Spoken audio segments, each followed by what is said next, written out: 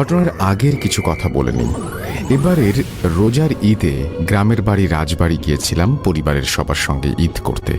ভালোভাবে ঈদ উদযাপন শেষ করলাম। ঈদের ঠিক একদিন পর অর্থাৎ 5 মে সকাল 8টায় আমার ছোট চাচা প্রাইভেট কারে অ্যাক্সিডেন্ট করেন।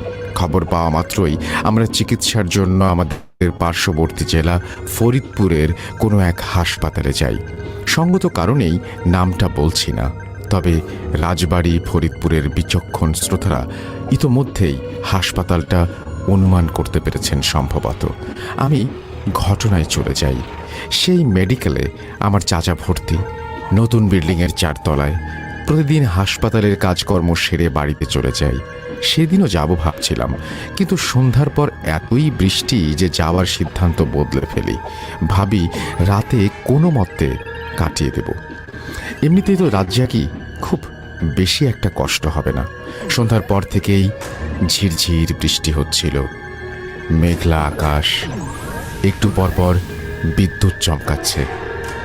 রাতে সেই ঝিরঝির বৃষ্টির মধ্যেই হোটেল থেকে খাবার খেয়ে আবার হাসপাতালে ঢুকি। রাত তখন 10টার মতো বাজে। হাসপাতালের লাইটগুলো ধীরে ধীরে নিভিয়ে দেয়া হচ্ছিল। রোগীরা ঘুমোবে তাই। আমি হাসপাতালের এপাশ ওপাশ পায়চারি করছি আর হেডফোনে অল্প সাউন্ডে গান শুনছি। হঠাৎ করে মনে হলো আমার পায়ের সাথে একজনের শরীর লেগেছে। আমি খুব অবাক হলাম, কারণ এটা বারান্দার মতো একটা জায়গা, এখানে একটু আগেও কেউ ছিল না।